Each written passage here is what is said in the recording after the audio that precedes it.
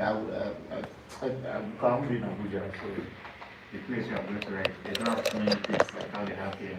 So it's not me that are waiting early.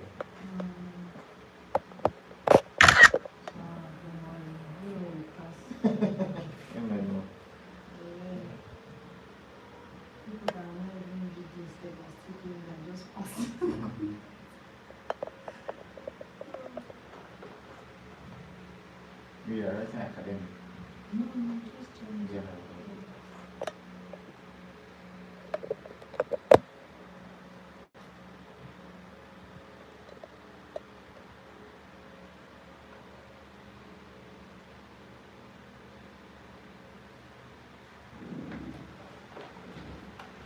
Right. Today we shall begin with the speaking test. So I'm glad we were able to get done with the essay writing yesterday. I will also have a number of IELTS essay writing questions, like the ones you paraphrased. You can now try to develop any of them. Do a complete essay with as many of them as you can. But I want to see the best from you submitted to me by Monday. So over the weekend, work on all of them, but submit the best out of the 5. No, one, we actually used one to, right? So pick any other one from there and write and bring on Monday by God's grace. All right? Rocky, can you hear me? Yes. All right, Mrs. Cordy, are you there? She's not yet online. Okay, so today we shall begin with the speaking test. The speaking test. Let's begin by understanding why we need to speak. By default, this test is called an English language proficiency test, known as IELTS. So, the language can only be proven in 2 ways: by your way of speaking and by writing. Those are the 2 primary ways you can express a language, right? That's the aspect of reading, the aspect of listening. They are just additional. So, if you ask anyone, why did you go to school? The primary reason for going to school is to learn to read and write. Right? So, when you are able to read, you are saying it out. Because formerly, the best way we learned to read publicly was by bringing people out to stand in front of the class. It was a moment I always look forward to for me. Yes. So whenever they want to start, before the teacher, after writing or before the teacher comes, I'm already raising my hand to be called out to start reading exercise, because I had interest in English. Then I used to carry pocket dictionary. This pocket dictionary, I usually take it anywhere I went. And when my teacher begins to teach, my primary aim while teaching is going on is not always to learn, but to wait for background from the teacher. I want to write. So then it was fun for me. And at the end of every lesson, I'll bring my friends together and we begin to look at the background that some teachers. We had books for it then. Thank you. Right, so it was really that lifestyle that actually triggered my interest to go into English. Then at school, I had to study English and French. So it was just a continuation of what I started. Okay, so speaking test. Why do they want to put you to test? Why do they want to have you speak? It is basically because they know that we are not native speakers of English, right? We have our own languages. Like in Nigeria, for instance, we are not English speakers. We only have English as our lingua franca, official language. Is that correct? Now, by origin and default, Nigeria is multilingual, right? And every region have got their own dialect. In fact, in each region you go to, there are numerous languages that amongst themselves they won't even understand each other when they begin to speak. So because of all of these, there should be a unifying language. That is why the government now adopted English. Now, the way nature is, anything that is existing first will always try to shoot against any other force that is coming in. Just like in families. When there is a first wife, any other wife that is coming in must, the first one wants that one to pay homage. Right? Now, our spoken English in Nigeria, for instance, will always be affected by our native language. That's why when you go to the east, the Igbo part of Nigeria, you hear someone, a beautiful lady, will come out and say, I landed in Lagos for ransom, and my name is Linda. It's not all Igbo people though. I said, when you go to the east, It's not everybody that has that around L factor. It's only Anambra people. no, it's not even Anambra people. Imo, we don't have it. A part, few parts of Anambra, not all of them. When you go to Abia State, some of them also have this. When you go to Enugu, some of them also have it. So people come out and say, my name is Irinda, I landed in Lagos from London. Everybody is play hard, and they think you want them to play. Then when you go to the West, you see someone speaking English. My heart is hurting me. I went to church, and everybody was shouting. That is, you see some part from Ogbomosho, you see some part from Oshisi. They have this SHCH factor. You go to the north, you see some of the northerners will tell you, my bruiser from the north is coming, everybody, hi, listen, everybody. These factors made the IELTS examiners to want to test you and I, to be sure that we can communicate. Speaking does not mean communication. You can speak, but you may not be communicating. So they want to see how you can speak. Now, when you're speaking, when they are examining you, what are they looking out for? They want to see your fluency, how fluent you can speak. They want to see your pronunciations, how you are able to pronounce words correctly. They want to see your enunciation, how you are able to bring in voice modulation. They don't want you to be a flat talker. You know, flat talkers are considered to be boring talkers. And you find some people who are flat talkers, people categorize them under two things. One, they are too proud. Two, they are rich. Who are flat talkers? Those guys that will come out and say, good morning everybody. My name is Professor Johnson. Today I want to tell you a little bit about how I grew to this level. Some years back I started this journey and it was really quite crazy. I must tell you, it has not been an easy way. It's just there, nothing interesting. But when you see someone who applies voice modulation, the same person wants to give the same narrative, and the person tells you, hi, good morning everyone. My name is Professor Johnson. So I want to tell you a little bit about how I got to this level. I must tell you, it was not an easy route. So we had a lot of rough experiences. People had to draw, but I kept on pushing. You see, the rising and falling of the voice, not accent. So IELTS wants you to apply that if you can, but it's not compulsory. Now, during your speaking test as well, IELTS examiners want to see your confidence. What is the major way you can show confidence? By keeping eye contact with the examiner. Remember, in Africa, we are nurtured. We are nurtured to always try to look away when you're talking to an elder. When you look at an elder, either when the person is talking to you or when you're talking to the person and you're looking straight in the eyes, they see you as a disrespectful child. You don't have respect. You're looking at me.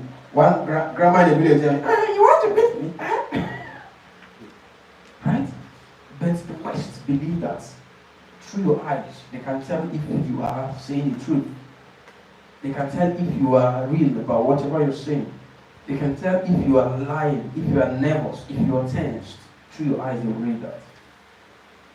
Also, when you are speaking, they want to see how you are able to understand the question asked and your ability to also respond to the question correctly. Possible. So because of all of these factors, there is the need for you to show off your speaking skills. Now, when this speaking session comes in, it is also important for you to understand that your speaking test lasts for a period of 10 to 15 minutes. Just within 10 to 15 minutes, you are done. So it's not going to ever exceed? No. Because what if in a situation where, like, for instance, a center where there are not too many people? 15 minutes maximum. Okay. If there are too many people, test takers to be examined for that day, 10 minutes you're done. So let me give you one skill. If you get to the environment and you realize that there are just a handful of you for the speaking test examination, prepare your mind that whenever an examiner asks you a question, go straight to the answer first. Then if you want to buttress, you can now go ahead. So that if the examiner interjects or cuts you, you have already given the answer. Do you understand? But if there are so many, okay, when the number is a lot, that's when you speak very, go straight, no. When the number of test takers for that day happen to be so many, you need to go straight to your answer to each question first before you begin to buttress. But if you are just a handful, maybe a few of you are available for that day, then the examiner will have so much time to scrutinize you. So when you speak and you feel you're done, you're looking at the examiner, in your mind you say, but the examiner is still looking at you. That means they want you to say more. Say more things. Right? Then, your speaking test is divided into 3 parts.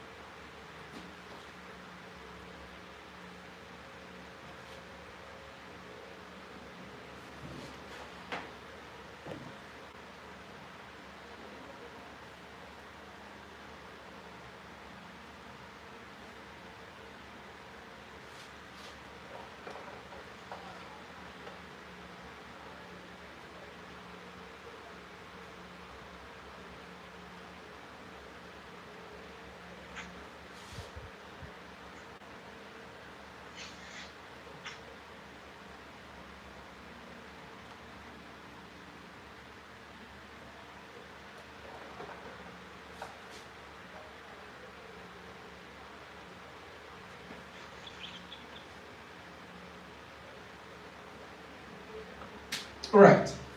Your speaking test is divided into 3 parts. The first part is called the introductory session. The introductory session is the speaking session that you get to be asked questions bordering around you and your immediate environment. So you need to really know about yourself, about your community, about your environment. Environment could be your local environment and the global environment. So you need to have good knowledge and information about your environment. Part 2 For part 2, you're going to be asked question, or you're going to be given a paper called Q card. Examiner does not engage you in your part during your part 2. Rather, there will be examiner would hand a question over to you with a little piece of paper for you to make notes if you wish to. And then for that part 2, you are going to be speaking for at least 2 minutes, uninterrupted.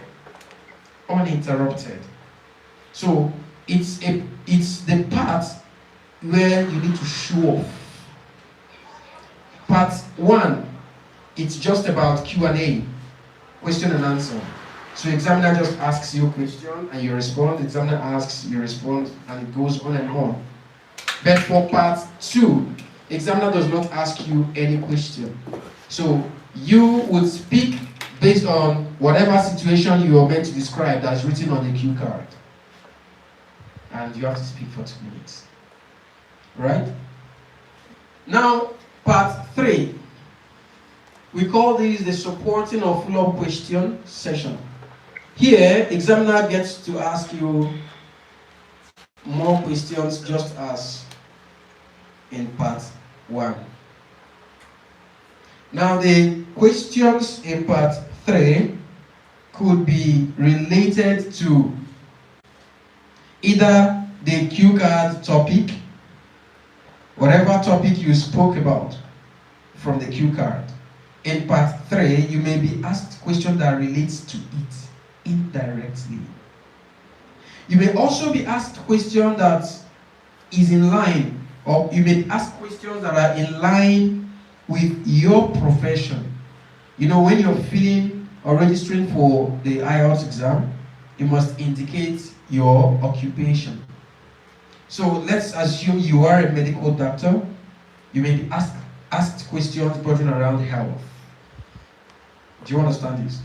Then lastly, your supporting or follow-up questions may come from the weird questions session. There are questions we call weird questions. Weird.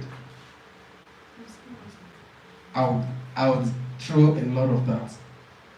So I always tell people, besides the fact that you are preparing, you're studying hard for the test, you also need to pray for a friendly examiner.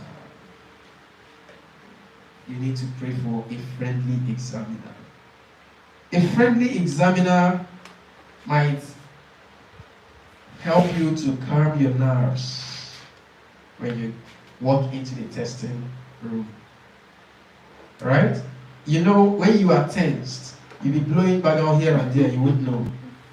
Your ears won't process, or your ears will not even hear. You are speaking. The only thing that will give you a signal that the TIA is so much is when the examiner begins to look at you with some stern look. Your mind should tell you, oh boy. Right? That's why you need to keep eye contact with the examiner. Sometimes their facial gestures will pass a message to you. Right? Well, is it like when you walk into the exam room, how are you supposed to greet the examiner? How are you supposed to, are you supposed to put up a smile or something? Are you a friend of Matilda? What speaks your face? Matilda is not yet here. At least. She's always very fast. So we'll get to that level. Okay, Yes. So, besides the fact that you are studying really hard for the test, you also need to pray for a good examiner. Not that the examiners are bad, no. But there are examiners you get to meet that are strictly official. They are strictly formal. So they don't care about smiles, because that's not why they're not there. They are not comedians. They are not there to make you laugh or smile. So when you meet such persons, you know the typical Nigerian professors, right? They will look at you from serious. right? So it's just there, and when you're coming in, tension may set in from the lobby. when you are in the lobby and you hear, who is Nena? Rosemary. It's me. You are going with it. The heartbeat begins to run faster than the destiny.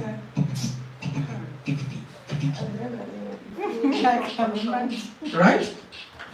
So when you now try to manage attention and it's not working for you, and you walk in and you meet somebody that is looking, So I can just give up.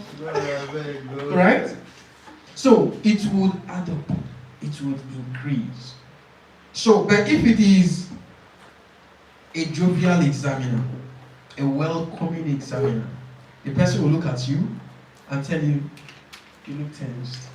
Calm down, it's nothing so serious. This is just conversation, right? Is this your first experience? And you're like, yes. Say, fine, so you have nothing to worry about. Calm down. Will they give you water? They won't give you water, but you are free to go with water. But when you go, whichever water you're going with, remove the wrapper. It has to be transparent. Bottled water precisely, right? Don't go with your normal water flask or buy any of the bottled waters, but remove the wrapper. So if some people use water to calm their nerves, right? Yes. Some people use gum to calm their nerves too, right? Some people will add little in the water, so that their head will be far away when they are speaking. It works for some people, but if you put it so much, you might just be laughing at the examiner. So please practice and know what works for you. Speaking test is something that needs your complete psychosomatic status. They want you to be there, right? Don't be under any influence. All right. So your speaking test, when you walk into the test room, you meet someone will be there waiting for you. The speaking test can be conducted physically or virtually. Right? Now, physically means there is a physical examiner seated and waiting for you. The virtual package or platform is someone is on the screen live waiting for you. That person may not be in your local environment or territory. The person may have been co-opted from within their headquarters or any other partner office. So when you walk in, if it is the physical one, of course, you meet an examiner seated, already seated. It is okay to say, hi, good morning, or hello, good morning. IELTS test is not looking for sir or ma. Do you understand? I always tell you it's not Nigerian exam. Yeah. Good morning, sir. Good morning, sir. Please, as you walk in, just exchange very formal pleasantry. Hello, good morning. An examiner will tell you, hello, good morning, please have a seat. So when you are offered a seat, what does courtesy demand? Thank you. Thank you. Then you grab the seat, right? Some people, they've not been offered any seat, they are there, right? It may be rude to the examiner, but it may also be, well, I like his courage. It depends. So when you offer the seat, thank you, then you have a seat. When you sit, remember it is a conversation you're about to have with the examiner, not interview. I'm saying it this way so that you won't bog your mind with the mindset of interview. You know what happens when you are going for an interview? Take that mindset off. Consider it to be a conversation you are going to have with someone you've never seen.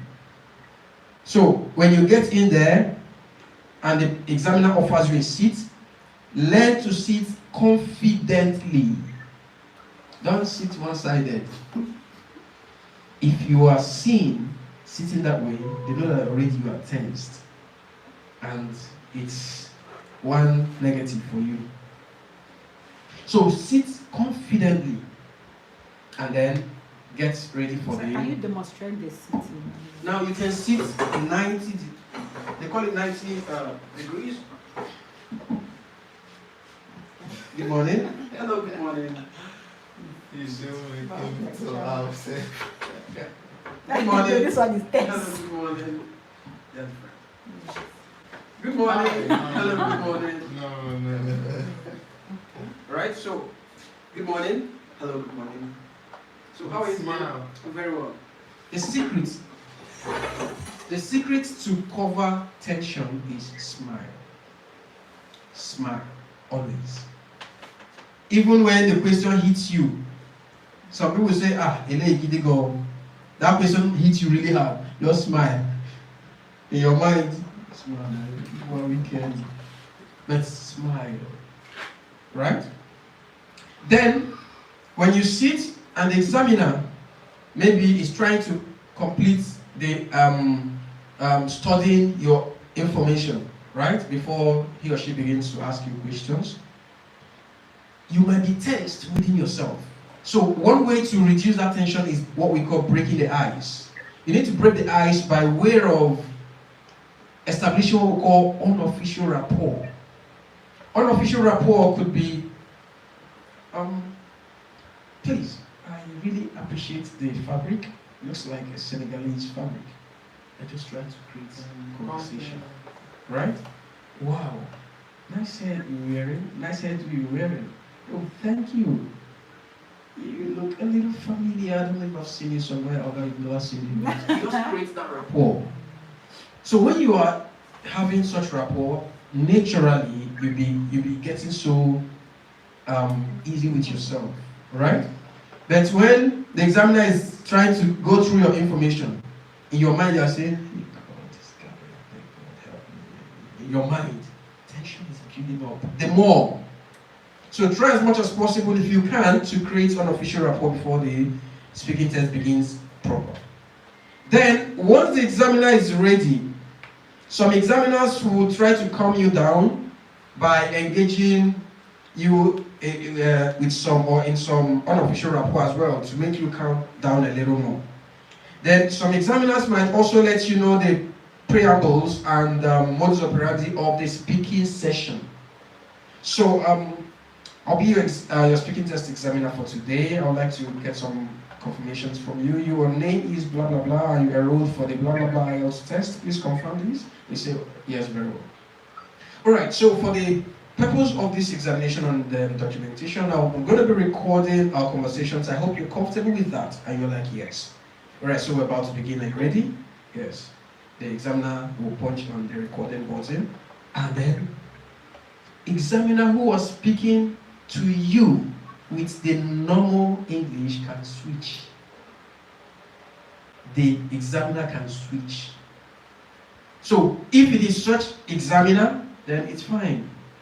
Don't rush yourself. Just take it slow and steady. So when you hear, for the purpose of documentation and any other thing, I would like to record our conversations. I hope you're comfortable with that, and you're like, yes. So we're about to begin. Are you ready? Yes. Hi, good morning. My name is Benedict. I'll be examining for today. Can I please know your name? And you're like, can I please know your name?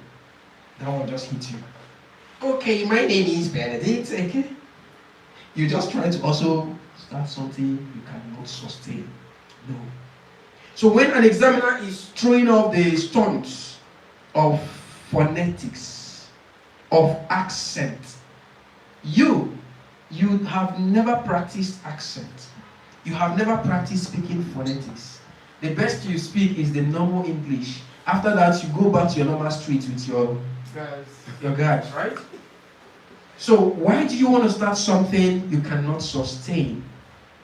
When examiner throws a lot of rushed phonetics at you and accents, you take it easy, right? Come down and speak. Do you understand?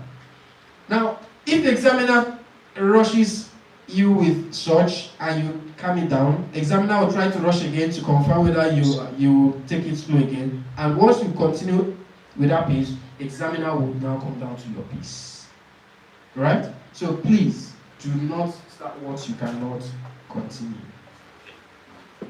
Alright. For your speaking test, there are some things we call speaking rules.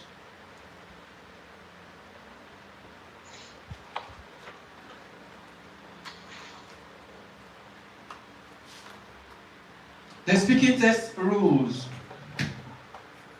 Rule number 1.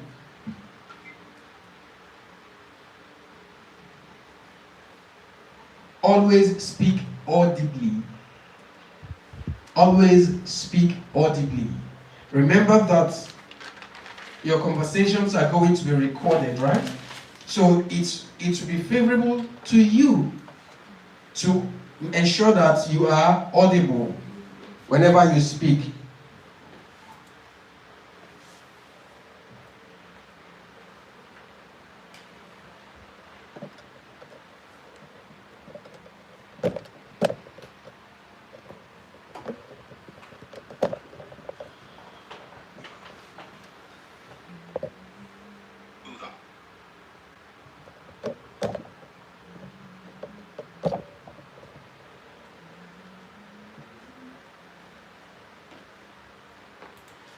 Okay, next rule.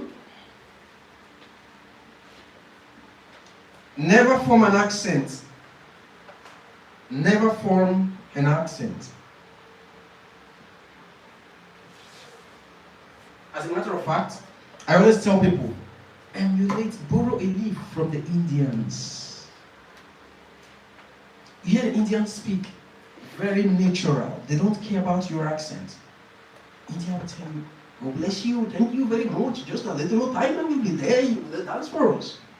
That's the way they speak. It is their own natural accent. And wherever they go, they speak that way. So why would someone who does not have an international passport be forming accent for you? You find that here so much. You go to some families, cartoon has built mansion in the children's brain. Oh man! You see children speaking without such accent. Schools teach phonetics now. Yes, but that is not even the origin. They only speak the teaching of phonetics just for 40 minutes. The cartoon is what? Cartoon. They mimic everything they see on that screen.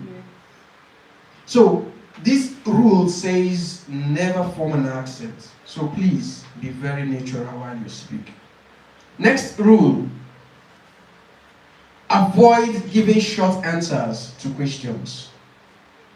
Avoid giving short answers to questions.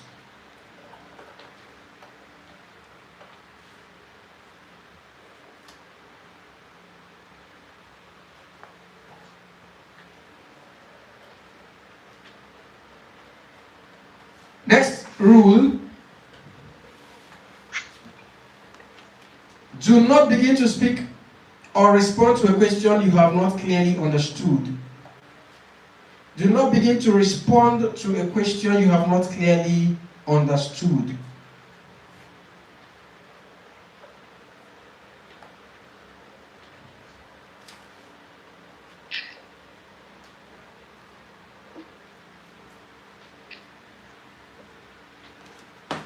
Next rule. Feel free to request a repeat or rephrasal of any question that's unclear to you. Feel free to request a repeat or a rephrasal of any question that's unclear to you.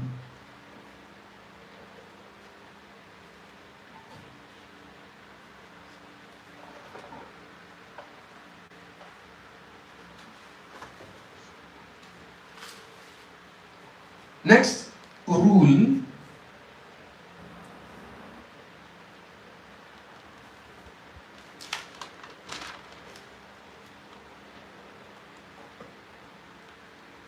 You are free to paraphrase a question to confirm that it is what you heard. You are free to paraphrase a question to confirm that it is actually what was asked.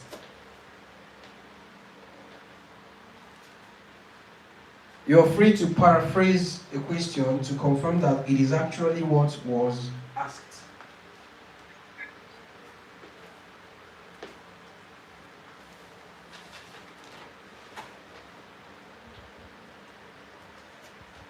Next rule.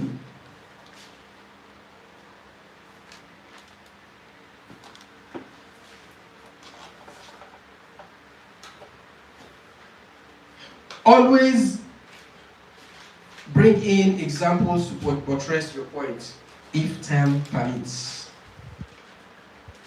Always bring in examples to buttress your point if time permits.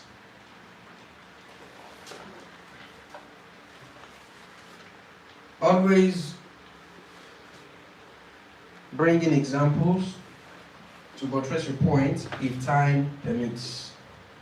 Next point, or next rule.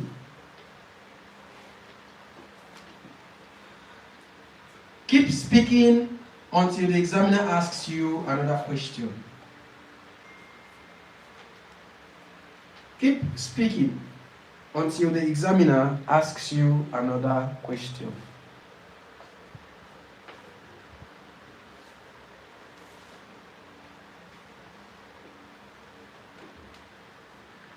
Next rule.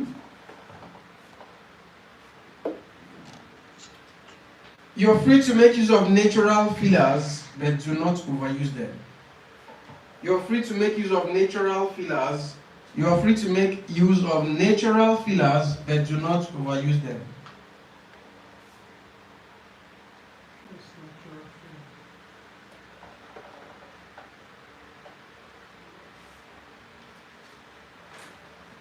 These are natural fillers. How do we pronounce this word or this natural filler? Pardon? What about this guy? They are natural fillers. When do we use them? If you want to pause. When you are stammering. If you want to pause, maybe to take a breath. You want to take a pause to breathe. Yes. That's when you use So if I want to breathe No, like. No, or maybe when you want to make another point, or maybe. or when you want to make another point. I'm trying to remember. Or if they ask you a question, if you want to think. Remember something. Yeah. And what's it called? When you are doing what? When you are trying to remember what to say. When you're trying to remember what to say. Right? That's when you bring in that natural filler, and Or when you're trying to remember the right word to use to express yourself. Use them. These are English natural fillers. Do not use the native, your local natural filler. I hope you know you have local natural fillers, right? When you go to a people, Igbo will tell you that's the Igbo version. When you go to the Yoruba, they'll tell you Bogbe. That's their natural fillers. When you go to the north, you hear Kai. Kai. That is their natural filler. So, but this is not a Nigerian exam. It's an international exam, an English exam. So you must apply the English natural filler or fillers. Do not overuse them. Don't overuse them means don't begin to bring it in between every word just because you want to buy time. You don't have a lot of things to say. You then begin to bring it in.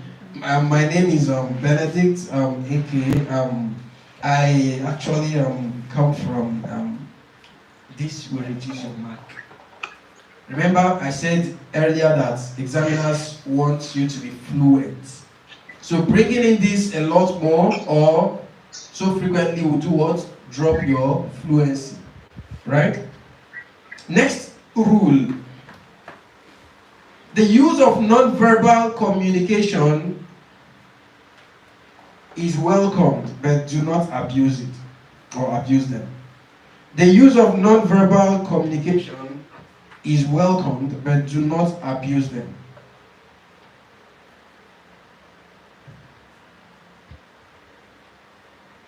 Sylvia, what are examples of non-verbal communication?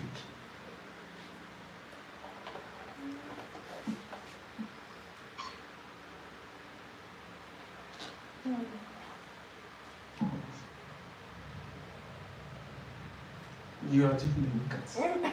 Just imagine. You don't know. That's why I'm doing my hand like this. Non-verbal communications are expressions you make with your body without saying a thing. Right? They are expressions you make that pass messages to people without you saying a thing. Do you understand? So, of course, you are free to make use of them when necessary, but do not abuse or overuse them. Do you know why? Because you are supposed to go for speaking. You are supposed to do more of speaking. Right? But there are situations you would use them. You might even use them, you won't know. You don't even know that you are using them.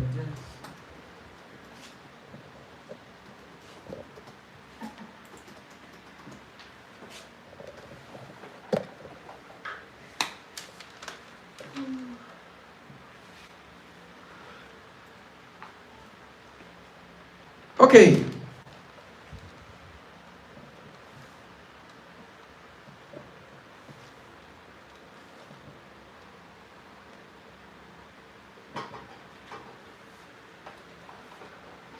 All right. So when you are expressing yourself, or when an examiner asks you a question, and that question happens to be something you have experienced, or something someone actually had told you beforehand, that you may see this type of thing, or you may hear this type of question. When such question comes, there's a reaction that you show off on your face. Sometimes you even do that unconsciously. Right? So those are non-verbal communications. Let's assume someone is standing right in front of me, and the person is asking for something, or asking or seeking permission from me, or the person turns around to talk to someone after speaking to me. Maybe I had told the person no problem, it's fine, and then the person turns around to actually pass the information, and I'm like, do you understand that? I've told the person no. That is non-verbal. Tell me about a scenario that made you laugh really hard, and you're like, you are not saying anything, right? But that chalk is actually making, or will help the examiner. Matilda, you know we are actually. So it would help the examiner to know, or it will pass the message to the examiner that you are just recollecting or remembering something that was quite hilarious, right? So you should try as much as possible to bring them in, but when necessary. All right, so these are some of the rules you must bring in. Remember, always keep eye contact with the examiner while speaking is another important rule. Always keep eye contact with the examiner while speaking. Always keep eye contact with the examiner while speaking.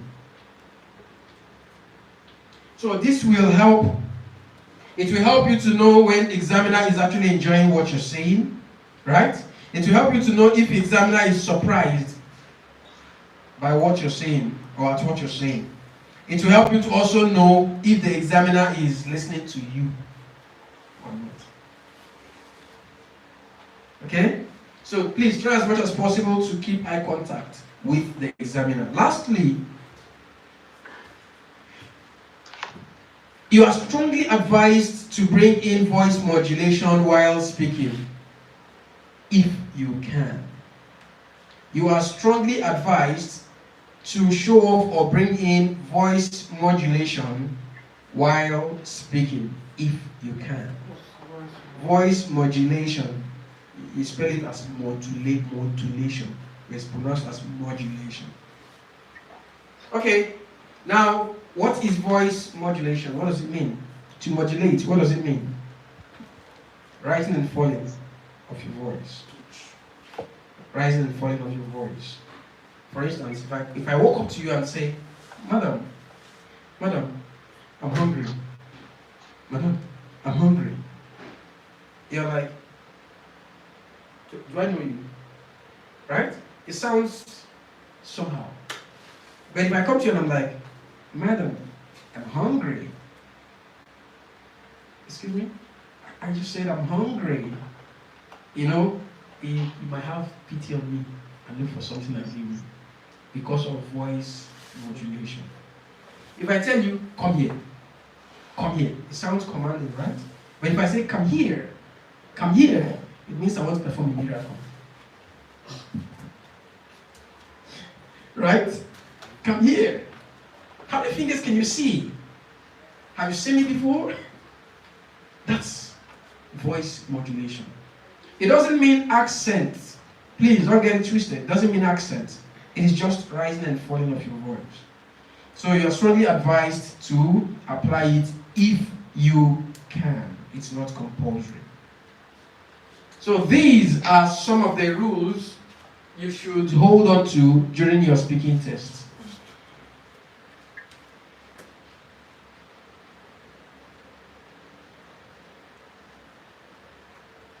So we shall get into the first part of the speaking test.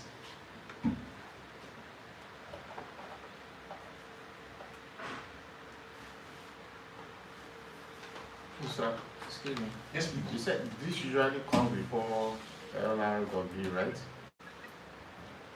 It's not fixed. I'll steal the word I used the last time. Okay. It's not fixed. If you register for the exam early enough, you will have to speak before the LRW, right? Of course, yours is sacrosanct. You are going to speak before your LRW because you registered ahead. So someone who wishes to write on the 27th and the person is booking for the test on 24th, you can speak before the LRW unless the location of your test does not have so much test takers. So of course the schedule will accommodate you. So for part 1, these are some of the questions you may likely be asked.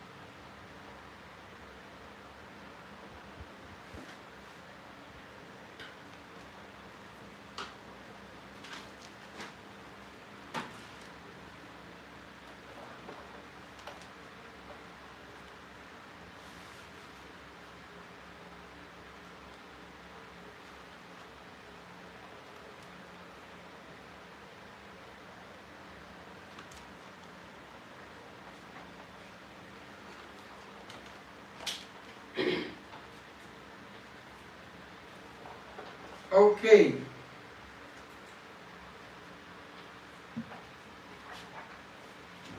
All right, let's begin. So for part 1, like it is entitled Introductory Session. Now, introductory session I explained earlier to be the section where you get to be asked questions bordering around yourself or your immediate environment, right? Now, these are some of the questions you may likely be asked, but they are not limited to this. Now, like I said earlier, speaking test is usually just between you and the examiner only. Just you and the examiner. Whereas the LRW, that's the listening, reading, and writing, I said, I think on Monday, that you get to take the listening, reading, and writing in the hall with over 50, 100, 200, 400, 500 other test takers in the hall. It depends. But for speaking, it is just you and the examiner only. So, when you walk in and then all the pleasantries and preambles and other things have been completed, once the examiner begins, you will be asked, or examiner will introduce himself or herself to you. For instance, my name is Benedict Eke. Please, what's your name? So, what's your name is the only question that accepts short answers. Or short answer. What's your name is the only question that accepts short answer. The reason is simple. There is just a very straightforward approach to responding to what's your name. Doesn't require any other additional information. Okay? So, and also it is important I say this, speaking test accepts contractions as formal communication. Do you understand this? Yes. Speaking test accepts contractions as formal expressions. You know what contractions are? Madam, please, what are contractions? We have treated them. Huh? Don't, can't, won't, shan't. Those are contractions. Those are contractions. It is a proof of your in-depth knowledge, understanding, and command of the English. It is proof of your in-depth knowledge, understanding, and command of the English. So you are free to show off a lot of contractions while speaking. So, for instance, when you are asked the question, what's your name? There are 4 possible ways you can respond to that question.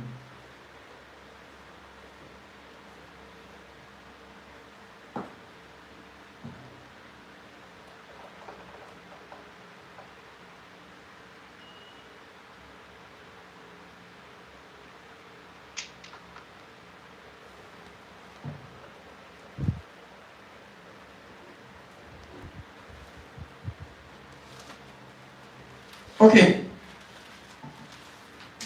On Friday last week, when I had mock speaking test with us, I told you that I will explain why.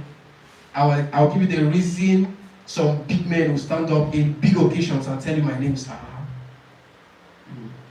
So right here, these are 4 templates that you can choose to express your name. So when an examiner asks you, all right, my name is Benedict Eke, please, what's your name?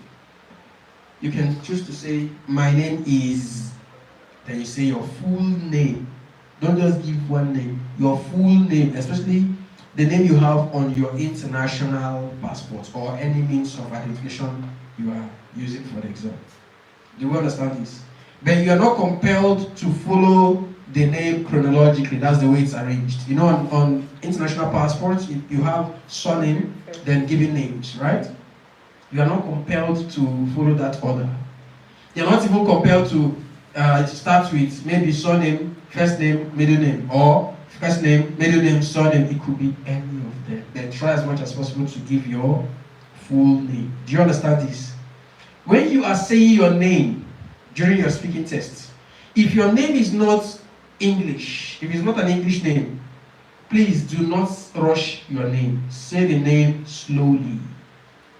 Please, do you understand this? Say the name slowly. For instance, what's your name? My name is Judge Bush. Judge Bush. Very strict, right? You can decipher the one that is George and the one that is Bush. But if you bear the regular Yoruba or Edo name, you know how, I know it's usually like one sentence. My name is Oluwa Kiki Oluwa Shimofumi Jesufumi. You know those type of long names, right? Or you want to use the Edo name. You say my name is Osalo Buame Obayoma. So when your name is not English, please take it slowly. So I want to give you an Igbo name, for instance. All right, my name is Benedict Eki. What's your name? All right, good morning. My name is Chukwemeka Onyenyere Mumwa. All right. So you are breaking it. Examiner would hear what you're saying, and also it will be captured in the recording. That recording is very important. The reason the recording is there is in a case where your test result comes out and you feel you are on the mark, the result is not up to what you performed. You can file a remark. Yes, you can. So when you file for that remark, of course you're going to pay, it's not for free. When you file for the remark, it is the recorded version that will be sent to another examiner to re-evaluate. Do you understand? So if the test result comes out and it increases higher than what you were given, they will refund you the money.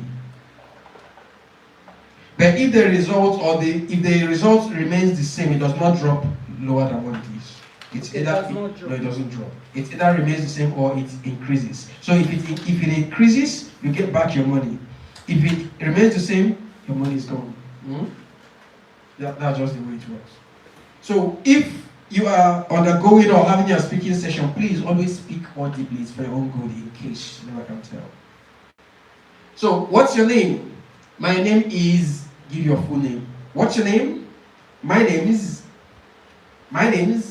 that's where the big men say my name is R. They don't know that inside our names there is contracted. Do you understand? You know, most times we blow grammar, we don't know the origin, how it came about. So, what's your name? My name is Benedict Eke. My name is Benedict Eke. It's different from my name is Benedict Eke. My name is Benedict Eke. My name is, see, the stress comes at that point. My name is Benedict Eke. Then another one, what's your name? I am Benedict Eke. I am Benedict Eke. What's your name? I am. Not am. I am Benedict Eke. A lot of us say I'm coming. So you're trying to say I am coming. And you end up saying coming. You remove your personal pronoun. So to express that correctly, you have to say I am coming. Alright? I'll. Alright? So I will come, then contract the other one and join to it. Don't always omit I. Okay? So that's the way to express yourself. If your name is not English, please remember to say your name slowly. The native part. Say it slowly. Then once you express your name, examiner will then ask you, what can I call you? Remember you just said, my name is Benedict Eke. Alright, so what can I call you? This is where the English begins. You can simply say, well, you can call me by my English name, Benedict. You can call me by my native name, Abdul. Or, I want to show off. I'll simply say, what can I call you? Well, I'm fondly called Benedict by my friends and family, as well as my colleagues. But for the purpose of this exam and for ease of pronunciation, you can call me Ben. That's what you are expressing. Right? Remember, that is the essence of the test. I want to hear you speak. So what can I call you? Well, I'm fondly called Benedict by my friends and family, but for the purpose of this exam, especially for ease of pronunciation, you can call me Ben. So, I'm not just telling you what to call me, I'm giving you a reason. You should call me that. So it's easier for the examiner to say, all right, Ben. But remember as well, whatever you like to be called must not be your name per se. It could be your acronym. It could be your nickname. Do you understand? You can call me by my nickname, CJ. You can call me by my football name, JJ. You just have to establish whatever you want to be called. It doesn't affect anything, right? So once you tell the examiner what you would like to be called, from that moment, the examiner begins to address you by that name because they want to be, it's conversation, so they want to be addressing you by a name. All right, Ben, may I please take a look at your means of identification? That's your international passport or your means of identification. All right, may I please take a look at your means of identification? Oh, sure. Bring out your international passport and Okay, you must have it with you. you must, on the day of your speaking test, you are to go with only two things. Your international passport, the original, not the print out, not photocopy, not soft copy. Nobody would accept and let you in. It must be the international passport. Please don't forget this. Don't submit it to the embassy and then come for they won't welcome you. So when the examiner asks you, okay, so Ben, may I please take a look at your means of identification? You're like, oh, sure. Here you go. Or, yes, please. Here is my means of identification. Or, of course, this is my means of identification. You must say something that will synchronize with the action of showing or giving. It is speaking test. It's not like, Ben, may I take a look at your means of identification? And you're like, this is not sign language. You need to say something. Right? So when you give that and say whatever you have to say to the examiner, please do not speak the popular English that people say, yes, please, you can have it. You can have it means I dash you. So in case you go with your passport and don't return with it, you spoke English and sold it out. Right? So do not say you can have it. You should say, sure, here is it. Or here you go. Yes, please, you can take a look at my means of identification. So that is just, those are ways you can express those or that particular question. Now, when the examiner takes a look at your passport, looks at the names, remember you had given your name, right? So the examiner looks at the name and takes back or goes back to what you said, right? And then looks at the photo there and looks at you the same. Examiner will tell you, right, thank you so much, you can keep that back. Because they need to verify your identity. So once it's been pushed back to you, examiner will then proceed with the speaking session and ask you questions such as, all right, Ben, please tell me, where are you from? Where are you from? So for this question, you want to talk about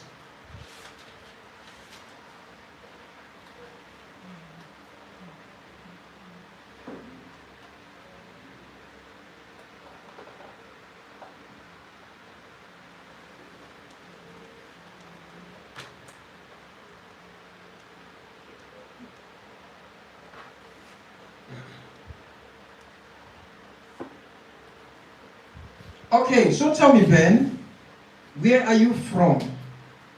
Or where did you come from? So for that, you might want to take the examiner through these areas. So please tell me, Ben, where are you from? Well, I hail from a popular community called Igweben. In Igweben East local government area of Edo State, which is located in the southern part of Nigeria. You see, I took the examiner from my community, local government, state, geographic location, and then the country at large. Where are you from? Well, thank you so much. I come from a cradle community called Ife, in Ife West local government area of Oyo State, which is located at the southwestern part of Nigeria. I come from a popular environment called Obosi. In Obosi is local government area of Anambra State, which is located in the southeastern part of Nigeria. I come from a popular environment known as Kanuri. In Kanuri North local government area of Borno State, located at the northern part of Nigeria. You see the way you have to go. You know, that day we had a speaking mock test. So of course we just, where are you from? I'm from Obosi. Obosi is in one of the eastern states in Nigeria. I go, okay. Right? So please, if you have this information, feel free to bring them in when you're expressing your place of origin. If you have them. There are people, I've had candidates from some other countries that they don't have community, they don't have local government, right? But they just have a community and a state. They don't have geographical location. So they just gave me their community, the name of the community, the state where it is located, and then the country. That's fine. But if you have all of those information, feel free and say them. Now, for the purpose of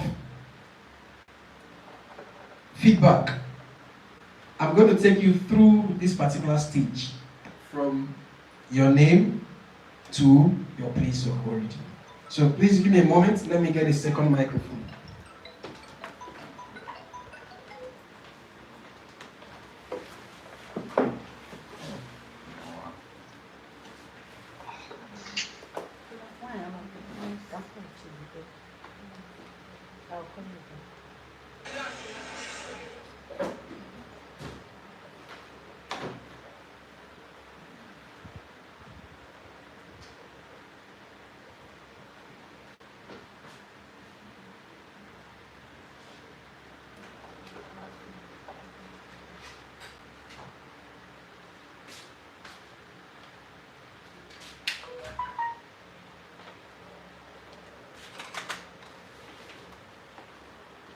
Okay.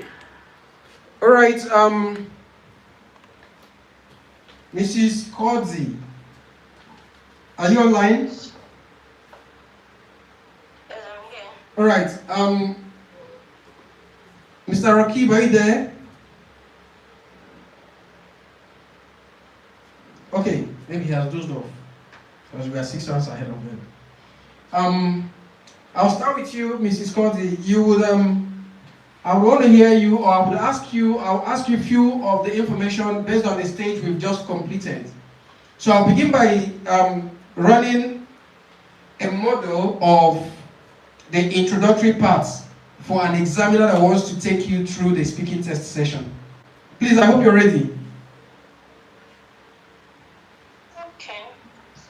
All right, good morning. My name is Benedict. I'll be IELTS speaking test examiner for today. I would want to confirm some information about you. First and foremost, you are called Chinyere, is that correct? Yes. And for the purpose of this exam, I'm going to be recording our conversation. I hope you're comfortable with that. Yes, go ahead. All right, so we're about to begin. My name is Benedict Eki. What's your name? My name is Mokukodrienchi. You know, I didn't hear your other name. You were fast. I said when you are giving your name, if it's not English, please try to slow the tempo or pace. I started by introducing myself and I said my name is Benedict Eki. You can differentiate between the two, right? Yes. So please learn to also go by that approach.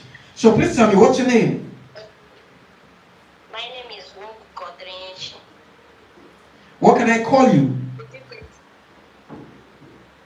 Okay, my friends and family call me Kodere, but for the purpose of this exam, you can call me Kode for easy pronunciation. All right, Cody, please may I take a look at your means of identification? You can take a look at it, man. All right, thank you so much. Please tell me, Cody, where are you from? Where are you from? Okay. I came from You cannot came. No, you can't came. Have you denounced them? What did you say? You cannot say I came because you are still part of them. You are still a part of them. Okay. So I come from, right? What will you say? I'm coming from. No, you're not coming. I come from. Okay, I come from. You can say I come from. You can say I hail from. You can say I'm an indigene of. You can say I'm an origin. So whatever you want to use, but it is still a present continuous tense, right? Okay. So I'm going to take that question again. Please tell me, Cody, where are you from? Okay. I am an origin of Aba, located in Aba South local government in Abia State. Abia State is located in southeast of Nigeria. All right, thank you so much. Thank you so much. Mr. Rakib, I perceive you're not online. Okay, so I will continue with those right here in the class. Madam, please, here is the mic. You don't want to go through this process? All right. There you go. All right, good morning. My name is Benedict. Thank you. What's your name? Good morning. My name is Mwapu Samuel Sunday. All right, what can I call you? You can call me Obi. All right, Obi, may I please take a look at your means of identification? Sure, you can. I can do it. Sure, you can. Yeah, it is. Okay, thank you so much. Please tell me, where are you from? Okay, I'm from Ndufualike. Ndufualike is a community in Ikwo local government area of Ebonyi State. Ikwo is the biggest local government in Ebonyi State here in Nigeria. All right, thank you so much. Please pass it to him. Good morning, my name is Benedict. Eke, what's your name? Good morning, my name is Elisha Adewumi Ajibade. All right, what can I call you? Well, for the purpose of this exam, you can call me Elisha. All right, Elisha, may I please take a look at your means of identification? Sure, here you go. All right, thank you so much. Please tell me, Elisha, where are you from? I'm from a small town in Odoti local government, Osun State, southwestern Nigeria. Thank you so much. Please pass it to her. Good morning, my name is Benedict Eke. What's your name? Good morning. My name is Messi Ezinne Joseph. All right, Mercy, what can I call you? You can call me Ezinne. All right, Ezinne, please may I take a look at your means of identification? Yeah, here you go. All right, thank you so much. And let me know, where are you from, Ezinne? I come from Ibere, Ben local government area of Abia State. You are really news to me. Thank you so much. You didn't even tell me your country, but it's fine. Good morning, my name is Benedict Eke. What's your name? Good morning. My name is Chukwugazi Gregory Identity. And what can I call you? For the purpose of this exam, you can call me Greg. All right, Greg. May I please take a look at your means of identification? Sure. Here you go. All right, thank you so much, Greg. And where are you from? I'm from a popular community called Enugu, in Njikoka local government of Anambra State, located in the southeastern part of Nigeria. Thank you so much. Please pass to her. Good morning. My name is Benedict Eke. Please, can I take a look at your means of identification? Sure, here you go. All right, thank you so much. And what's your name? My name is Ukono Sylvia Chidera. What can I call you? You can call me Sylvia for the purpose of this exam. All right, Sylvia, where are you from? I am from a small town, a small community in Bitolu. We are called Omunoha. It's located in Imo State Nigeria. All right, thank you so much. Please pass it to her. Thank you. Good morning. My name is Benedict Eke. May I please take a look at your means of identification? Good morning, Benedict. Yes, please. Thank you very much. Please tell me, what's your name? My name's Queenette Ian Effie. What can I call you? Just call me Queenette, it's fine. All right, Queenette, may I please know where you hail from? I'm from Cross River State, Calabar South, local government, located in the southern region part of Nigeria. All right, thank you so much. Thank you. We've tried. This is an exercise you need to actually carry out. Those viewing right there on the YouTube platform, you can drop your response to that question from this part to that part. Let's see. It's easy to write. I would have loved to hear because this is speaking test, right? But it's fine if you can express your place of origin, which would be fantastic if you can. So after expressing your place of origin, examiner would also ask you to talk about your community. Please tell me about a little bit about your community. So to talk about your community, you need to make reference to where you are from, right? Like I said earlier, managing of so and so, and then you proceed by saying, my community has an estimated population of about so and so number of persons, and this includes both the indigenous and migrants. We are generally known to be hospitable, industrious, religious, just give attributes.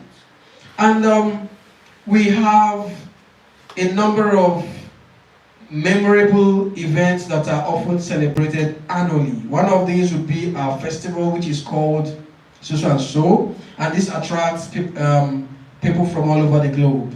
We also have our native delicacy, a very fantastic and delicious native delicacy. It's called, you say what it is, right? It's a meal that is prepared with so and so, give a little info, just a snippet of the composition, right?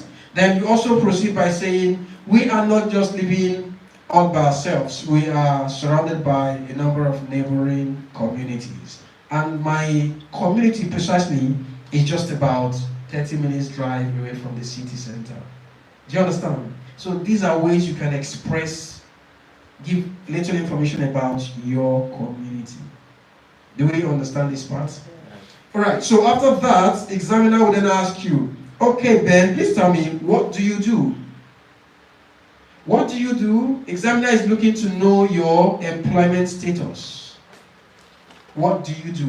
Examiner want to know if you are employed, or if you are an entrepreneur, or if you are a student. These are the three categories that we have. Now, whatever it is that you do, express yourself, but make sure you are speaking. Don't just give any short answer. I'm going to just run a little model on what do you do. So if an examiner asks me, all right, Ben, please tell me, what do you do? Oh, thank you very much for this wonderful question. Well, having studied medicine in the university for 6 years and of course came out with a good grade, I've actually worked with a couple of health facilities. But of recent, I'm gainfully employed by the Federal Ministry of Health under National Hospital, Abuja. That's what I do. Do you understand this? So I'm trying to give a little background. Pardon? Can you repeat what you said? Okay, Yes, I just said, if an examiner, for instance, asks me, Ben, what do you do? I could say, I'm just running a model as an instance. I could simply say, thank you very much for this wonderful question. Well, having studied medicine in the university for 6 years and of course came out with a good grade, I've actually worked with a couple of health facilities.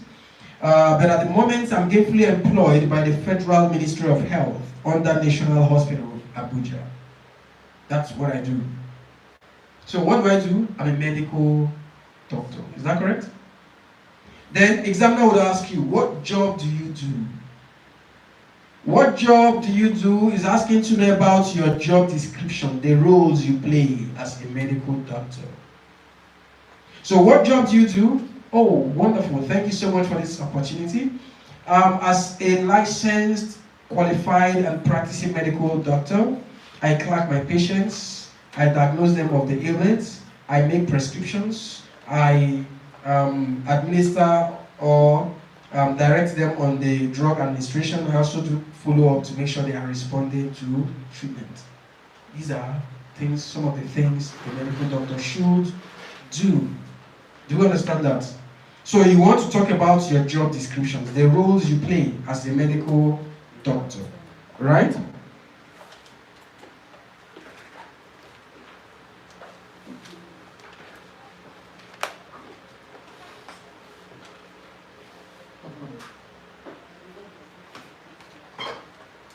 This speaking is not really a problem. That's it, tension. I like talk now. I need the facts. No, you know the point is that once you remember that there's a score attached to this thing I'm trying to do. Do you know the thing? The thing is, in this kind of situation, it's just like you're expressing yourself anywhere you find yourself. So you don't have to forget the fact that it's an exam. It's just you talking about yourself. So you shouldn't be talking about yourself and be panicking. Of course. Like That's the way I see like it. that thing you said about you should be talking and be going back and forth. Okay. When I said what my name is, I can't remember which of these things I used to.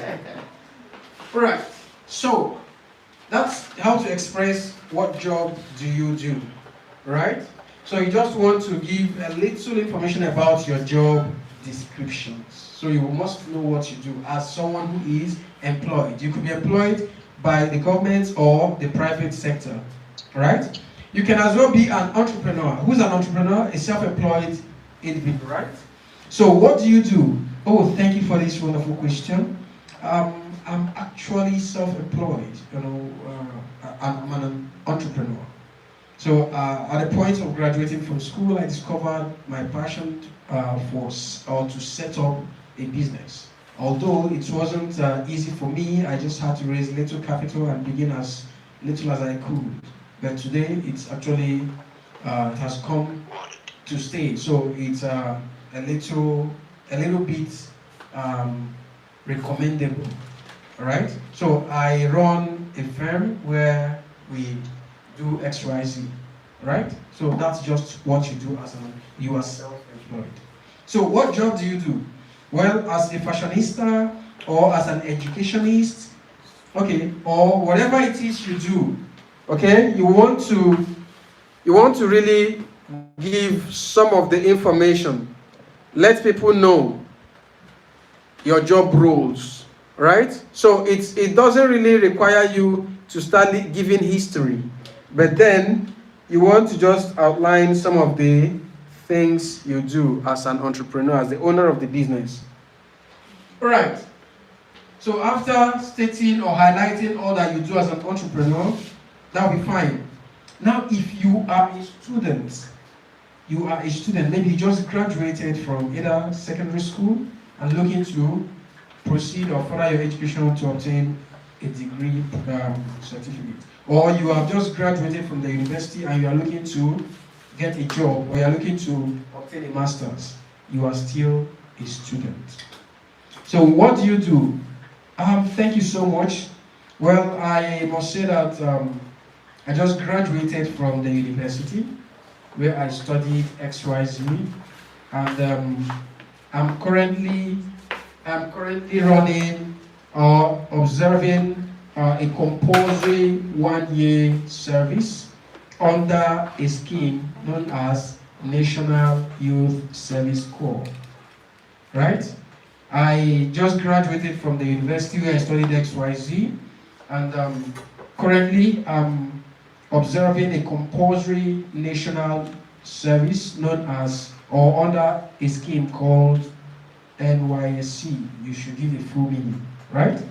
So, notwithstanding, I'm also looking to further my education to obtain a master's degree. So that's for what you do as a student. If you are a student, the examiner would ask you what job do you do, because you are not working. Do you understand? Alright. You may then be asked, whether as a student or as someone who is employed or someone who is self-employed, examiner may choose to ask you about your drive. Why did you go for medicine? Why did you go for ophthalmology? Why did you go for neurosurgeon? Right? Is that? Why did you go for accounting? Why did you go for whatever it is? So you want to give feedback or response, establishing your reason for going into such professionalism or specialty.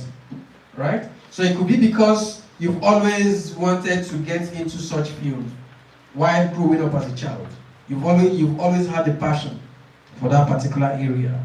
So you feel it is actually important for you to get it done and certified, right? Then it could also be that your family have always wanted so and so profession in the house, so it fell on your shoulders, right? It could also be because you admire someone in that profession, so the person happens to be your role model, so you're taking the steps of that same person. For instance, some doctors, some surgeons will tell you, I'm looking up to who? Ben Carson, right?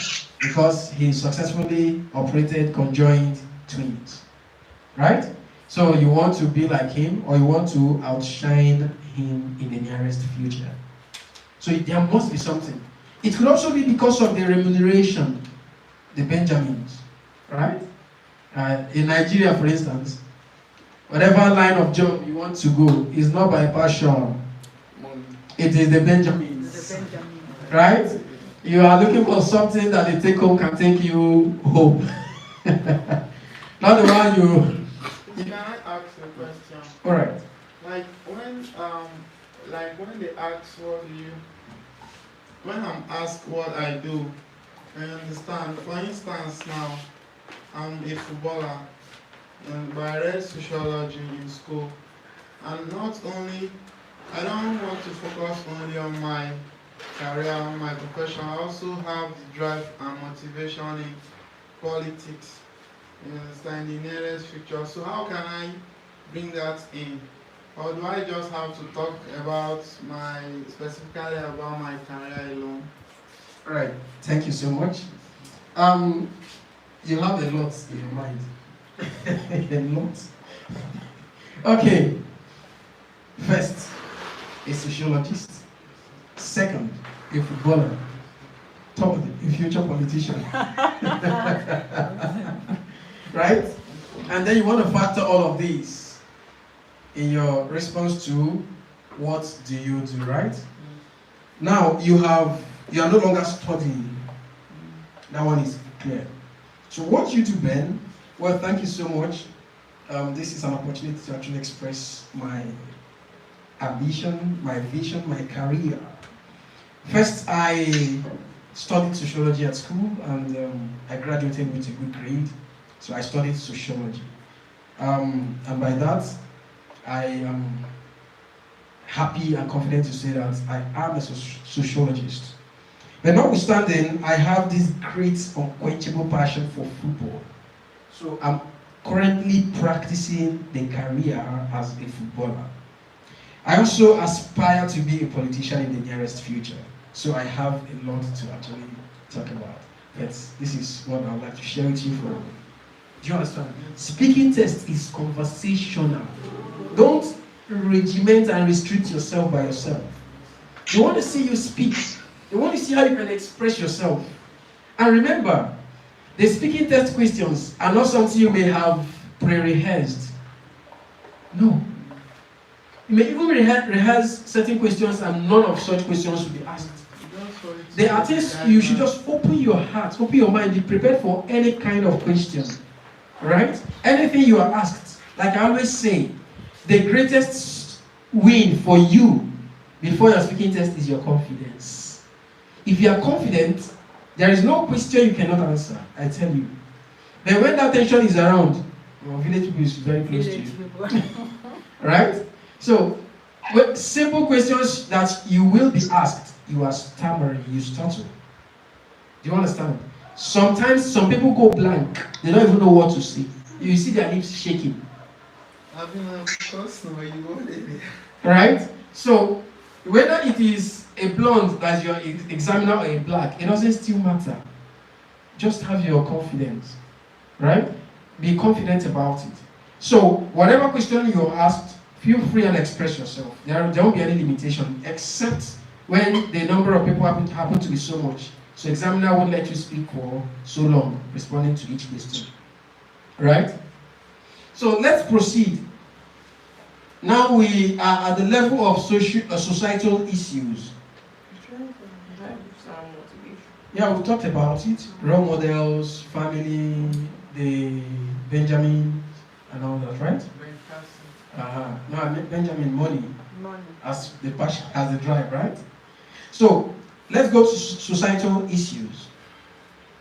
For societal issues, there is no single question called societal issues, but there are several questions that would come and they are related to societal happenings. For instance, yes. So for instance, you may be asked, please tell me, what kinds of families exist in your community? So what kind of families exist in your community? There are two primary types of families, the nuclear and the extended. So when you say there are two types of families in my community, and these include the nuclear and extended families, don't stop at that. By nuclear, I actually mean families that comprise mother, father, and the children, whereas the extended comprises the nuclear and their extended relations. Is that correct? You have defined and explained. Then examiner might ask you, which do you prefer, the small or the large? Examiner has paraphrased. The examiner paraphrased nuclear and extended. So when you are responding to that, you should not use small and large. Go back to the nuclear, the formal expression, nuclear and extended family. So say the one you prefer and give reasons. Don't just say, I prefer nuclear family, and you go back to your shell. You should include reasons.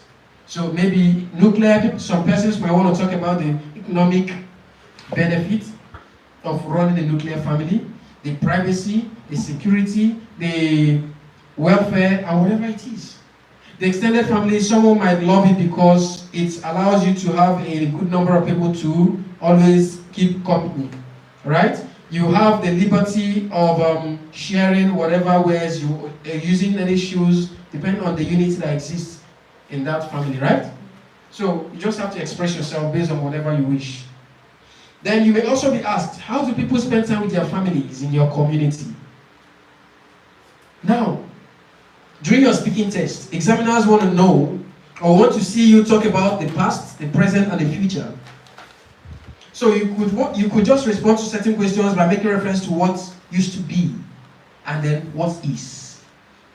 Do you understand? So how do people spend time with their families? Well, thank you for this wonderful question. I didn't see that coming. But then, in my community, I would say that before now, people spent past tense. People spent time with their families by eating dinners together. So after a day's hustle and bustle, they get to eat together from the same bowl. And while they are eating, they are sharing their experiences from that day's outing. So this helps them to bond, because that's the primary essence of spending time, bonding. Some persons will also say, well, before now, people spent time in my community on the farm. Everyone gets to meet on the farmland, and it's usually a very fun moment for us. We tend to compete amongst ourselves who is more industrious, who is more hardworking, right? So these are ways people spent time with their families in the past.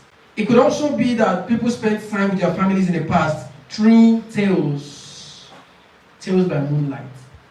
I can remember in primary schools or secondary, that on Thursday, every Thursday by 6 p.m.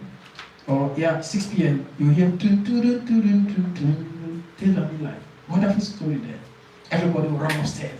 You want to go on tales by moonlight. Then at 8 on Thursday you hear this is super story. Everybody will run upstairs. These are moments you will see the entire quarters will be very calm. Everybody is watching these programs. So people spend time with their families that way. But due to civilization, a lot of people now spend time with their families in diverse ways. For instance, the affluent families spend time by organizing some form of picnics, either at the parks or gardens. Some even go as far as traveling to other states. For instance, Obudukatu Ranch. There's one at Bauchi, what do you call them? Yankari. Yankari Reserve. Those that can afford to travel outside the country can go to Niagara Falls, Montreal. They go to Dubai and the likes. These are ways people spend time together just to have more time with their family members, to bond. Do you understand? So you can always express yourself, talk about how it used to be and how it is currently. Then, what is the primary aim of spending time with families? To bond. Right? Then the examiner might also ask you, why have people decided to reduce the way they render assistance to the needy these days? One, insecurity. Right? You don't know who you're giving a lift. It could be someone that has been planted to drop some form of exhibits in your vehicle, knowing that ahead of you there is a checking point where they have arrangements. So before then, the person may have alighted from your vehicle. So at getting to that point, the police or whoever team know where to search. So insecurity. It could also be that the person is a car, what do you call it? Is it carjacker? Yes. Right? No. Carjacker. Right? So the person might just be one of such persons, and you are giving a person a lift on a very lonely road, and the person pulls out and they will lay you, right? Or he or she will lay you and off. You've lost that vehicle unless it has tracker. Then it could also, people have decided not to render assistance because of some diabolical or fetish beliefs, right? Because in my community there is this belief that certain persons can use your resources to do some things that would work against you. It is also because of what? Abuse of the privilege. Some persons now have what we call entitlement mindset. So they believe my brother is Dangote, my brother is Obi Kubana, my brother is, so why should I work? He should be, what do they call it? Is it payrolling? I should be added to his payroll. Right? So mine is just to live a soft life. Every month I go and cash out. That is mindset. So what if tomorrow the person exits, moves on to the higher rank? Right? So what happens? So because of that, some persons have decided not to be regular assistants. They want you to get something doing. Right? So several reasons you want to give as to why certain persons have decided not to render assistance. Then you may also be asked, what kind of rewards or awards do people receive these days? What kind of rewards or awards do people receive these days? What will you say? There are several kinds of awards depending on the situation, right? You have merit award. Merit award. And purchased. A purchased award. Now, there are different kinds of awards and rewards that people receive these days. Some of which would be academic award. It could also be political award. It could be merit or award of recognition, right? It could be gifts, wedding gifts, birthday gifts. It could be anything. Even the academic award could be as a pupil in primary school, you perform excellently. The school might give you an award. At home, your parents can also give you an award, right? During your wedding, families will buy some awards and give to you, right? It could be house keys, it could be car keys, it could be anything. Political award could be decoration, it could be promotion, it could be appointment, anything. So awards are categorized into two, material and non-material award. Do you understand this? Then you may also be asked, please tell me, what is the favorite part of your house to you?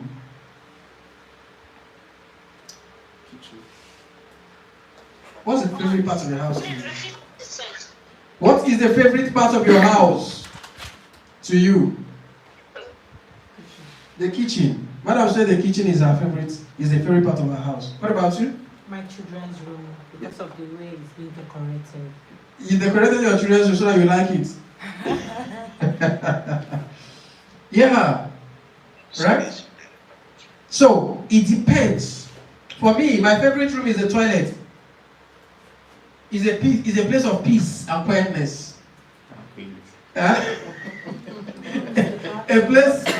a place of inspiration for me. Mine is the bathroom, not the toilet. No. Mine is the toilet. I sit there. Do you have socket there? No, but it's charged. You understand? It's my bathroom. So it depends on what it is for you. So whatever it is, please give reasons why it is the favorite part of your house to you. It could be because of the decorations on the wall. It could be because of the paintings on the wall. It could be because of the setting of the place. It could be because it allows you to have wonderful view. Whatever it is. It could be because it gives you privacy. It allows you to express yourself by cooking the different things you have in mind. Okay. You may also be asked, please, Ben, tell me a little bit about your daily routine. Daily routine. So when an examiner requests to know about your daily routine, remember it says daily. And routine begins from the beginning to the end, right? So you want to talk about daily routine beginning with waking up, whatever you do when you wake up, preparing for the day, going into the business of the day, returning back home, and retiring at the end of the day. You must run this cycle. Then, say it for the first day, and then conclude by saying, and this is how it runs for the other days. Maybe except Saturdays and Sundays, because activities differ and vary. Please, do you understand? Daily routine. Remember, you must begin and you must also end it. Then use it to make reference to other days. You may also be asked, please tell me, how do you spend your weekends? How do you spend your weekends? So, first, you must establish when weekends begin in your country. You know, different countries have different weekends. Some people, their weekend begins on Thursdays. Some people, it begins on Friday. Some people, it begins on Saturday. Do you understand? So, if I ask you, Mrs. Cordy, Yes. please, when does weekend begin in your country? Saturday. Thank you. And when does it end? Sunday. Sunday. Thank you. Sunday. Work. Okay, Monday is work. So Saturday and Sunday. Alright? Rakib, So, please, when does weekend start over there? Saturday, And ends when? Sunday evening. Sunday evening. Yeah. Okay. When does weekend start in this part of Nigeria? Friday. And ends when? Sunday. When does your weekend begin? My weekend begins on Friday and ends on Sunday. Wow. The same thing? The same thing? Saturday. Your one begins on Saturday. ends when? Sunday. Sunday. Chief, yours begin when? Friday and ends when? No. Sunday. Friday ends Saturday. Yours begins when? Ends when? Week starts on Sunday actually. Please, your weekend. On Sunday. Your own starts on Friday or Saturday and ends when? And Sunday. Generally, week in Nigeria, the week starts on Okay. Sunday. Thank you. Work starts on Monday. If I'm your examiner and you tell me that your weekend begins on Saturday and ends on Sunday, you don't know your weekend. Friday and ends on Saturday. What is TGIF? Tango is Friday. What does it mean? Weekend. So Fridays, Saturdays. Weekends begin on Fridays and ends on Saturdays. Sunday is the first day of the week. First day of a fresh week. Sunday. But it's not a working day. That's why people don't consider it. Please, do you understand this? Weekend begins on Fridays and ends on Saturdays. In Nigeria. But in some other countries, it will definitely differ. In Rwanda, weekend begins on Thursday. Everywhere is shut down. Everywhere is shut down. On Friday evening, all the clubs, all the eateries, all the phone centers, everywhere, they begin to roll out stage from Thursday till Saturday. Right? So it depends on your country's practice and policy. There are countries that Sunday is their first official day. Do you understand?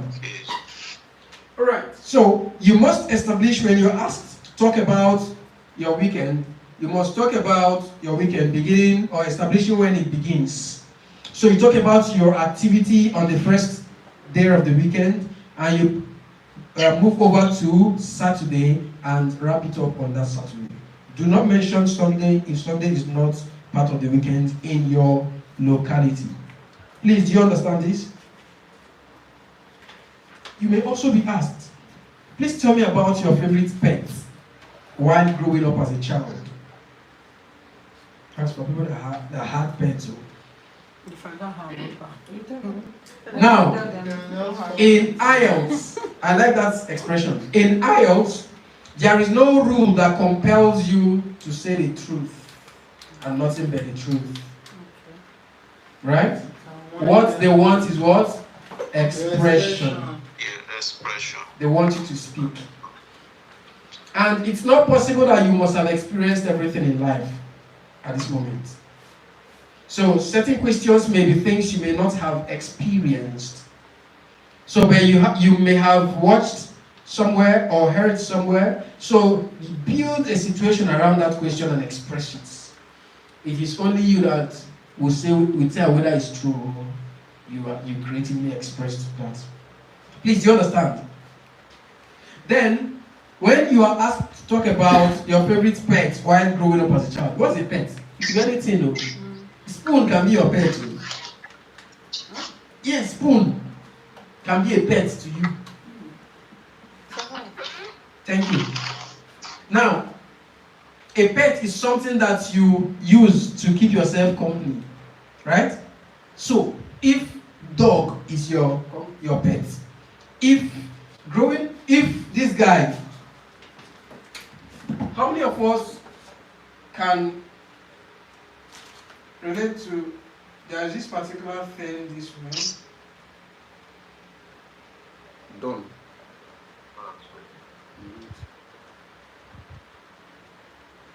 That this particular stuff that we had while growing up, blue, it could be blue, green, it could be red, yellow. It's just a rubber. Sometimes it's something like something on the head, right? Right? Some girls will play it. Yes. Some people will put it on the back and take rubber to. That is their pet. So there's nothing. In fact, their food they're supposed to eat, they will take some and put and say it. When they do it, they themselves do no. That is the pet that is eating it. Do you understand? So whatever it is that you value as your pet is your pet. Nobody tells you what your pet will be. My phone. It could be your phone, anything. No, to be sincere, pet is anything. Right? You know the way people worship anything as their own God. That's the way pet is too. What you cherish. Right? So, whatever it is, please talk about it. So, if it is something like this, you must establish the color, the gender, the looks, why you cherish that particular thing so much. How you feel when you're with it and when it's taken away from you. That makes it your pet, your favorite pet. What if you're asked to talk about your favorite color? Your favorite color. I must advise that when an IELTS examiner asks you about your favorite color, please don't try to be so pious to begin to pick your real life color that does not have anything for you to talk about. Do you understand what I'm trying to say? Speaking test requires you to express yourself. So if you are picking a color that doesn't give you the platform or the room to speak or say something about it, then definitely you are shooting yourself in the foot. So pick a color that you can speak, say something about. It could be blue, it could be red, it could be it could be anything, right? So always ensure that you pick a color that would allow you to express yourself. That's what matters. Very important. So after that, you may also be asked to talk about a book you read recently. Do you read? Do you pick up books to read? IELTS is not really concerned about whether you read or not. Irrespective of handouts. And just for you to IELTS is not concerned about whether you actually read or not. And nobody's going to penalize you because you spoke on something that it may not be considered to be a book that people read on a normal. So if you ask me to talk about a book I've read recently, and maybe the Bible or the Holy Quran is what I read often, that is the book I read recently. Handouts. It could be your handout, it could be your jotter, it could be your to-do list, right? Now, if you don't even have the culture or habit of reading at all, use the movie, because those that don't read, they're always either on their phone or they are watching one movie or another. Convert that movie to book. Don't stress yourself for anything. You don't have that time. Please tell me about the book you read recently. Oh, thank you for this wonderful question. I was actually looking forward to this. You know. So the last, you watched one movie. That's new Funke Akindele's movie.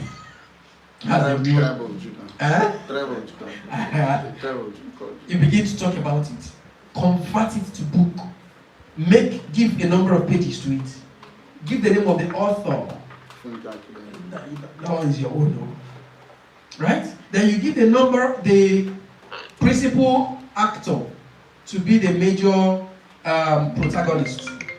Please, do you understand?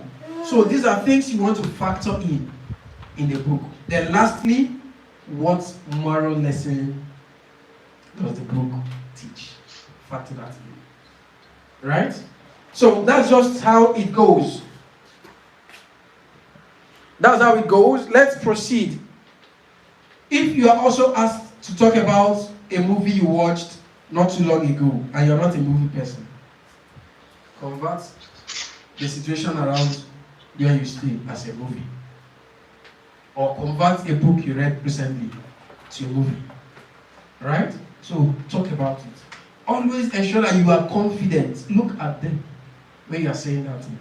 Then I must say, always remember whatever you say. Because some examiners might twist the question after some time. They might ask you the question in a diverse way to actually reconfirm what you said earlier. So don't always lie too much. Don't always forget what you say. don't complicate yourself. Okay, so let's proceed. You may be asked to talk about if you enjoyed eating chocolate while growing up as a child. Did you enjoy eating chocolate while growing up as a child? Yes, but my parents. Yes. Stopped me. It may be yes, it may be not really. However, so if it is not really, it could be because my parents were not so well to do, so we prioritized our monies on things that will be better sustaining to us. However, at some point, we were allowed to take little chocolate. But then the chocolate we had then was the type that looks like cube of Maggi, Chocomilk. Some of us would know. Very hard to crack. You sometimes use something to heat it and divide it. Goody or Baba Blue. Then that was our chocolate. right? So you want to talk about it.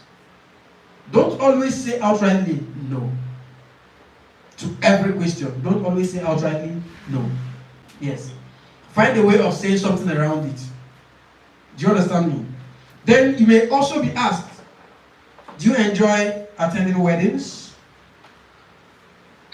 It could be yes, it could be no. If it's a yes, then talk about a recent wedding. A recent wedding. If there's no recent wedding, convert the wedding you had 2 years ago to a recent wedding. It's you that know that will tell that wedding is Mention the date. You know now. If you tell the date now, we'll know whether it will tell. So, do you enjoy attending weddings? For me, no, normally, no, I don't. But if it's IELTS, oh wow, thank you so much. I actually do is Saturdays, weekends are usually meant for weddings for me. So I look forward to Saturdays every other week. As a matter of fact, 2 weeks ago, I attended one, my neighbor's wedding. I didn't actually go alone. I went with a couple of my friends and the neighbors that stay around with me. It was so fantastic. The music, the songs played were top notch. The food, fantastic. It was, the decorations everywhere was so colorful. It was a nice environment. The ambience, 100%. So you are building. I don't know the last time I attended wedding. So, but you just need to use the things you watch or you've read to build the wedding environment. Right? So that's the way to go. Then, examiner might ask you, please tell me about your dream car. We're now talking about personal preferences. Your dream car. Bugatti Veyron. Sir? Bugatti Veyron. Bugatti. I'm not still riding that guy. Bugatti. Ferrari, okay, Ferrari and Bugatti, they are twins, right? No, they are different. They are different. That Bugatti sometimes looks like Ford. Alright. So, but whatever it is that is your dream car, you give the name, the model, then the speed, the shape, the color, your reasons for making it The your dream car. interior. The interior, very, very. My dream car is Toyota Corolla. Your dream car is Toyota Corolla. You check from Bugatti Veyron. You got this. Because the parts are not difficult. Do you understand? So, that's very correct. So you want to give reasons, it is easily your, accessible. yes, The mechanics, and the level of technical car theft of Corolla is very rampant too. Yes. It consumes less work. Okay, it consumes less fuel, right? The parts are quite affordable and well accessible, right? The auto mechanics for that brand are everywhere. You don't need to start looking for way of bringing it, right? Easy to maintain. Easy to maintain, right? So these are different reasons. The interior, the color, the one that, It's also cheap to acquire. is cheap even now. No. And compared to other cars. Okay, all right. So that's fine. That's market value. All right. So yes, these are reasons you want to bring in when you are talking about your dream car, right? Then, if you have been asked question about your favorite color, and you're talking about your dream car, don't forget your favorite color, because your dream car. Red for sure. Red. Okay. That's fine. Do you understand what I mean? All right, so these are some of the questions you may then be asked. Excuse me. Yes, please. Something on favorite color. Talking about your favorite color, I said you should choose a color that will give you room to express some points, even if it's not your real life favorite color. Okay. So if you have been asked question about your favorite color and then the examiner asks you about your dream car, I said remember to factor in that favorite color to be the color the car should come in, right? Okay. But I want you to throw more light on favorite color. What are the things that you can say about your favorite color? Alright, my favorite color is actually red. I love that color because of a number of reasons, some of which would be red signifies boldness to me. It helps to control vehicular movement to reduce accident because on a traffic light, whenever it shows red, people have to stop to avoid collision. Also red, some people say it is danger, but I see it as charisma. And also one of the reasons I love red is because my favorite football club wears red. They call them the Red Devils. Right? So you see, I'm giving you some of these reasons. You just have to keep talking and talking and talking. Sometimes you might not even be a football fan, but just borrow the club. Alright? Then, of course, whenever I dress in any red attire, people consider me to look so elegant and I'm confident. Right? So just a lot of things you might want to talk about. Then, lastly, let's look at your dream house. Examiner might ask you to talk about your dream house. What's your dream house like? Do you want to live in a Tesla kind of house? Automated house? Where you control the things in the house with a voice command? Curtain, slide. You hear zzz, light on. You didn't do mistake. Right? So you just want to talk about the house. But remember, when the examiner asks you to talk about your dream house, don't forget, there are different types of houses. And they have their names. It's not one bedroom self-contained. It's not the one you call here one room self. There's nothing like one room self-contained in IELTS. Duplex, bungalow. Aha. Right? If you want to talk about self-contained, it is called en suite. En suite. That's self-contained. Please, can you write it on the board? No, it's not O-N. It's French. Okay. That's when they always say that the house has these bathrooms in it, or that's the ensuite. It's ensuite. It's a French oral word. Okay, now remember we have houses called condo, studio, penthouse, block of flats. So these are things you will now want to go and learn and know how to express yourself. Don't go and say, I live in face me, I face you. Self-contained. Right? Okay, so at the end of your part 1, examiner will then bring out a paper called Q card. It's an A4 paper. You had that on the day you did the mock test, right? The speaking mock test. So examiner will give you that mock paper, the Q card. It's an A4 sheet. It contains a situation that you're supposed to describe. Right? So, when you are given that,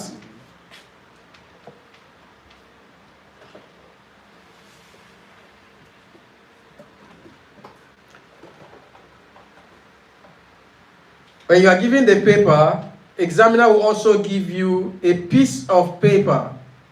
So that piece of paper will be for you to make notes. Write down something you want to, that will be a prompter to you.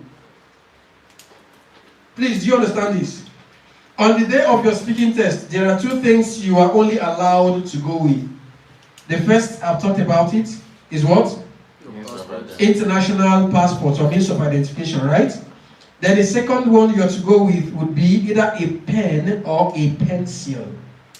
These are the only 2 things you'll be allowed to go with. Your wristwatch will be taken off. You won't go in with your phone. Your bracelets will be taken off. If you are putting on a sunshade, you have to keep them somewhere. If you are putting any additional attire, maybe you have your complete suit and you try to you have your complete attire and you try to wear an additional what do you call it? Waistcoat or anything. You take that off and keep somewhere. Yes, please. Please, what would you advise us, like, in what mode would you advise us to, like, dress when we are going there? I think it might to... No. Nobody will tell you what to put on. Nobody. What would you advise? I advise you to look very decent and comfortable. Look very decent and comfortable. I'm okay this way.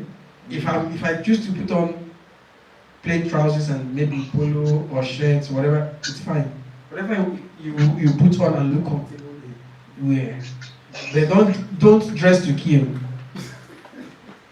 The females, please don't dress to kill. I've had about 2 or 3 clients who went for speaking tests, and at the end of the test they had a date. Right? So they are, you can imagine what the score would be. Because there's another one that met her classmates as the examiner. So they were catching up while having the test. You know what the score would be too. So, but it's not usually about that. Whatever you put on and be comfortable in, you should go with it. Right? It's not a fashion test. It is a speaking test. Right? Okay. So when you are going in, remember to go with either a pencil or a pen and your international passport. Now, when you get to part 2 stage, the examiner would give you a paper called cue card. So that paper will contain a situation you'll be required to describe. For instance, it could say, describe a day you visited a friend at his or her place of work. I think some of us spoke on that. Describe a day you visited a family member or a friend at his or her workplace. Then, under this instruction, you also get to see 3 or 4 bullet points, prompters. So let's say, for instance, describe a day you visited a family member or a friend at the workplace. Full stop. You should say who you visited, where the person works, why you visited the person, and how you felt, or how you felt after visiting the person. 4 bullet points. Who you visited, where you visited the person, where the person works, and how you felt after visiting the person. These 4 bullet points will guide you to respond or describe that major question. Please, do you understand this? These 4 bullet points will guide you to describe this situation. So when you are talking about who you visited, of course you give the name of the friend or the family member. The day you visited the person, you give the date. Where the person works, you give the name and the address or location. Then, why you went there, you talk about it. And how you felt when you went there, or after going there. So you want to talk about all of that. These things, when you have responded to these 4 areas, you have answered the question. Do we understand? But remember, this particular part 2, you are required to speak for 2 good minutes. 2 minutes uninterrupted. Is there a clock? There is no clock. So you just time yourself. The examiner is timing you. Once you speak up to the 2 minutes, the examiner will step in and tell you, thank you so much, we've come to the end of the speaking test part 2. Right? But if you've not spoken for 2 minutes, you've not spoken up to 2 minutes, the examiner will keep staring at you. The examiner does not talk. The only thing the examiner will say is, alright, that is the end of your speaking test part 1. Let's go straight into the second part. So here is your cue card, and this is a piece of paper right there which you can make notes if you wish. You have a few seconds to do that. When the time elapses, the examiner will then come in. Alright, so that's your time. You are going to be speaking for about 2 minutes. You have the floor and your time starts now. The examiner is not talking at this point. So your 2 minutes begin. Alright? So you will then begin to speak for 2 minutes. So once the 2 minutes elapses, the examiner then tells you, alright, thank you so much. That's the end of your speaking test part 2. Let's now go straight into the 3rd part. But is it possible to still be looking at what to... That piece of paper you must have jotted something will be with you. That's your prompter. You can be looking at it while talking. But remember, you are meant to keep eye contact with the examiner, right? So you're like, alright, thank you so much. I'm so excited to talk about this particular day.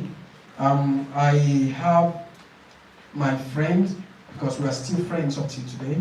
Her name is blah blah blah. She, at that point in time, she worked with so and so, and she occupied the position of XYZ. So she has always been inviting me to her workplace, but I'm an introvert. I love to be so reserved. I don't like to socialize. But it's a memorable day for her, so I decided to make it a lot more remarkable. I'm trying to paraphrase now, memorable. I don't want to repeat memorable, so I'm using remarkable. I arranged with the birthday guys, you know these people that do surprise birthday package. So I arranged with them because it was on her birthday. So I told them I would like them to go with me to her office. She works at NNPC there at Usetu in Abuja. I've answered 2 questions. So I've given her name, who you visited, where she worked. Can you see? So I'm using a story now to answer or respond to this question. So she works at NNPC, located at Wuse, the NNPC Tower. That's the name of the building. So when I got there with the surprise birthday team, the security protocol was quite tight.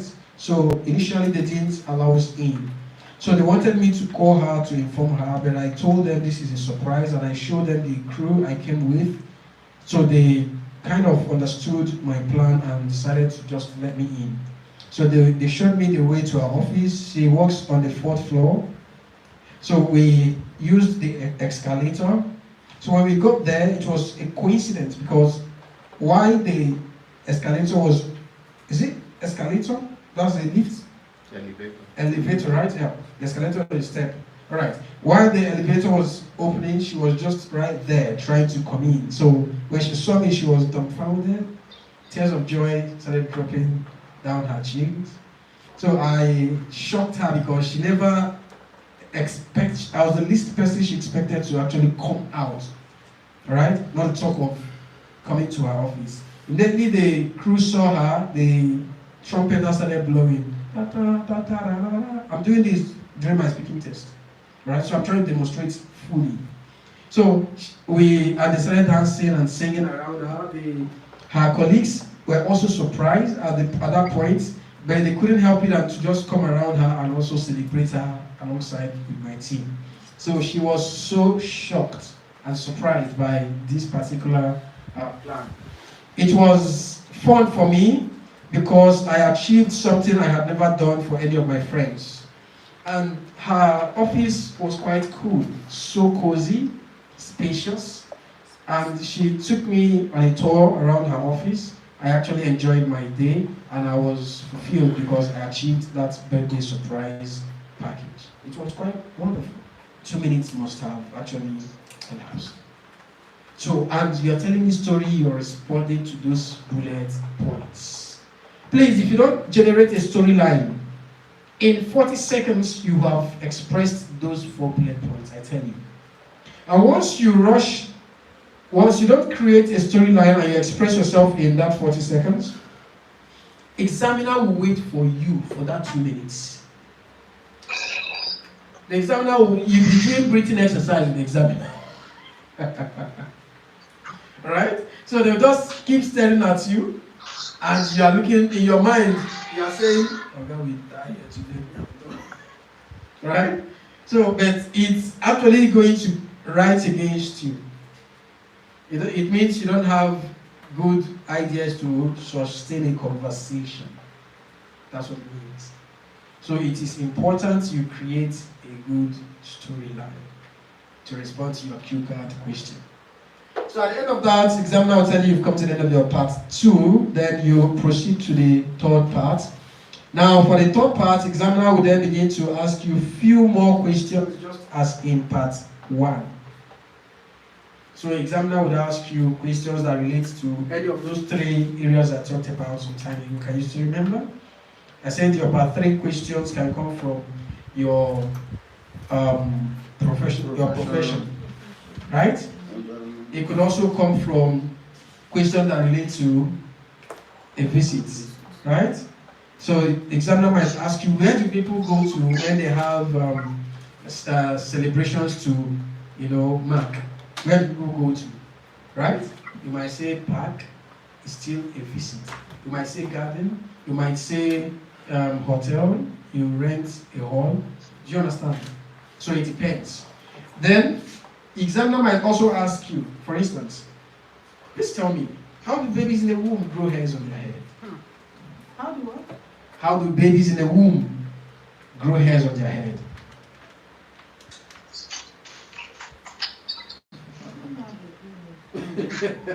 I don't know. This is weird question. Weird question. I can tell you, even some medical doctors cannot respond to this, except embryologists. Embryologists. They are the only people that can give you some theoretical assertions as to how babies in the womb grow hairs on their head.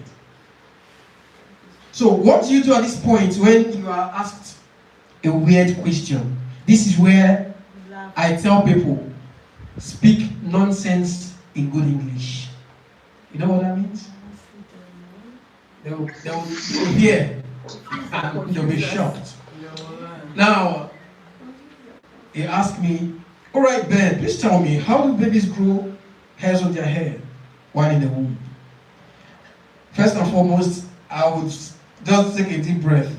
Wow, this is a very big one. I didn't see it coming. Please, do you mind if I take a few seconds to think about this? Shady wants to ask a question. So I'll ask for a few seconds to think about this. Examiner doesn't have an option, they'll give me. When they give me a few seconds to think about it, in my head, I'll be dying, I'm not thinking of nothing. Right? Because there's nothing you want to think. What do you want to think? Nothing. So you keep doing some breathing exercise. When you feel the breath is enough, you now come back and say, all right, so this is a very big nut to crack, but I'll give you my best shot. So as regards the question, I'm actually going to start by saying, first and foremost, the growth of hairs on a baby's head while in the womb is, to me, mysterious because it's something that is natural. I can't categorically say that this is when it happens, but I know at some point, you just see it. To some extent, some medical experts will say that for you to notice that the baby is beginning to grow hairs in the womb, the pregnant woman will start feeling some itch on their tummy. Right? So, but that aside, I also want to establish that the food that a pregnant woman eats also determines how babies in the womb grow hairs. And then it is also genetic. Right? When I answer the question, well, I'm engaging the examiner. This is what they want. They will hear. So you begin. Now let's talk about the natural part of it. I can attempt to say that no one stays in the womb to actually observe how the hairs come out. But it is something that has been factored by the Creator that there should be hairs on the human head. And this must begin from while the body parts are developing. Most times it is considered to come out during the third trimester, right? Based on what I have read. I'll pause at that. I will continue. Now, on the part of the genetic, the parents form whether or not a child will have hairs on their heads. Let's take, for instance, if Two-Face Idibia, popularly known as Innocent Idibia, the popular musician,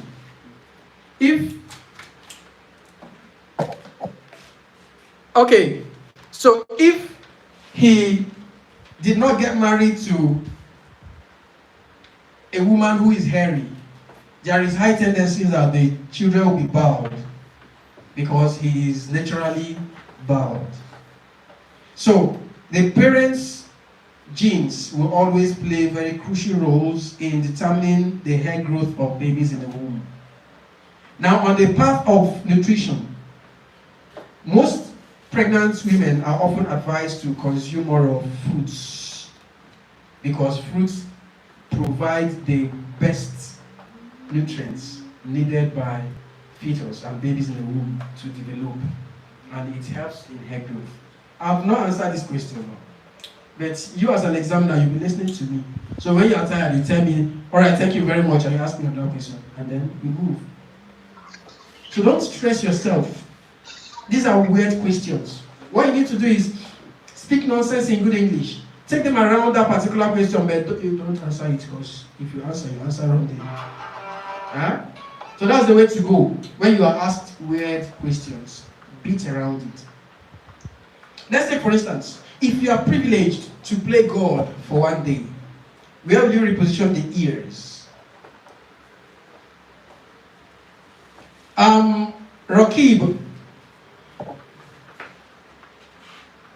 Rakib, are you there?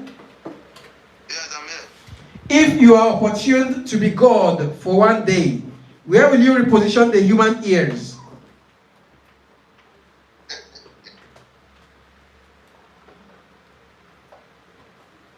Okay, why are you laughing now? Is that how you laugh at your examiner? Yes, sir, I need to laugh at you. You laugh at your examiner? I was thinking, you know, laugh. Okay. If you are opportuned to play God for one day, where will you reposition the human ears to? That's the question. Madam, where will you reposition it to? You are not God. I didn't say you are God, don't call you God. I said if you are privileged to play God for one day, where will you change the position of the ears to? You will never be privileged to play God. Okay. Let's look at, I think Sylvia has something to say. No, let them hear you. Now, if you are privileged to play God for one day, where will you represent the human ears? If privileged to play God for one day, I think I will position the ears to the back of the head. That's it. Closer to the occipital lobe, I would say. The two of them? Yes, yes. They will look like wings on your neck. Right? But that is perfect. Because the question is asking about repositioning. It's not considering whether it is a perfect position. If you like, put one on the left armpit and put one on the left buttocks. Right? That's none of their business. The question is repositioning. But if you want to be so religious, you might want to say, well, God is the omniscient. He knows where is best for the ears to be. However, for the purpose of this exam, you don't say something. Right?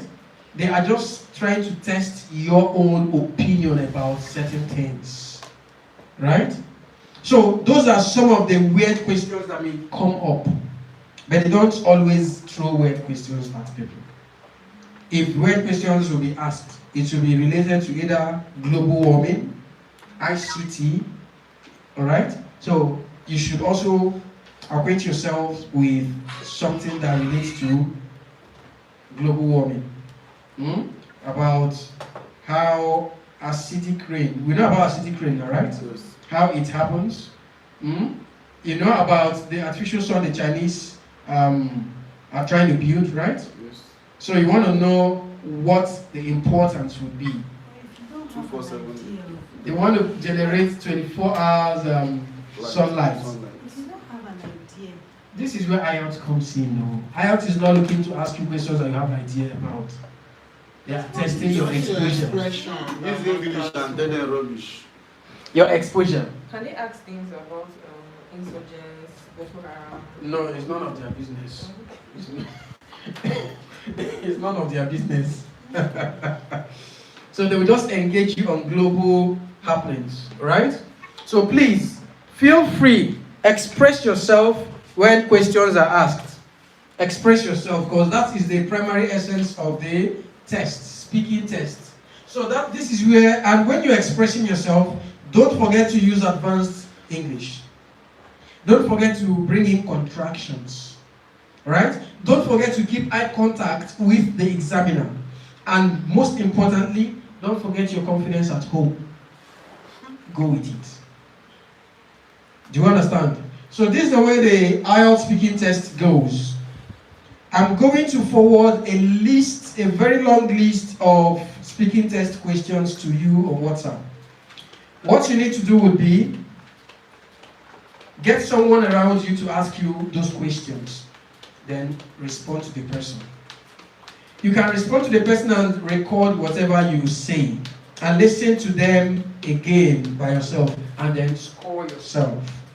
It will tell you whether you are confident or fidgety, if you can improve or not.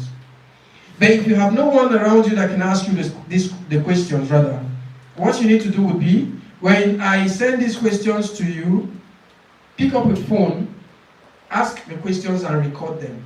When you ask each question, give yourself about 6 seconds before you ask the next one.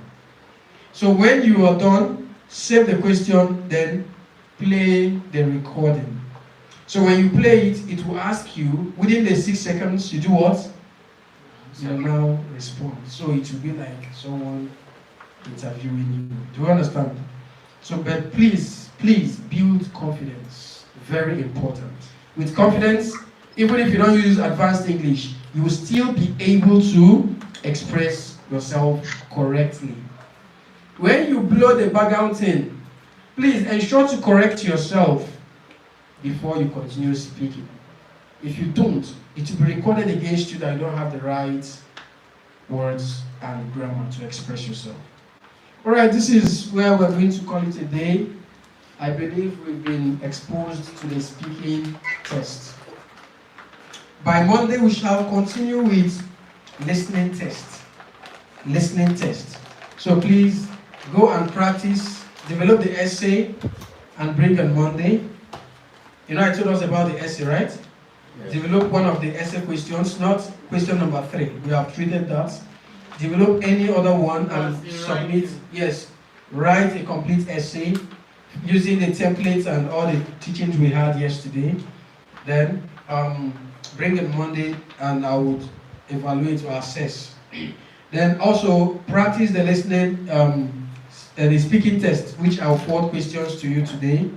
And you also get someone to help you or support you by asking you and assessing you too.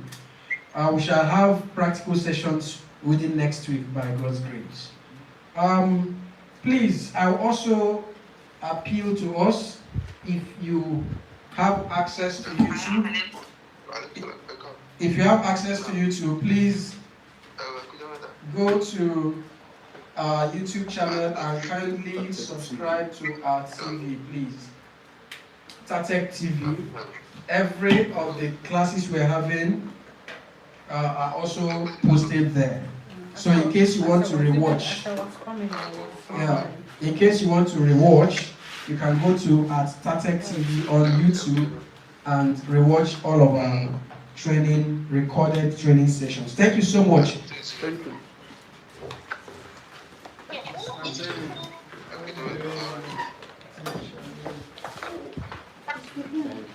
Thank you so much.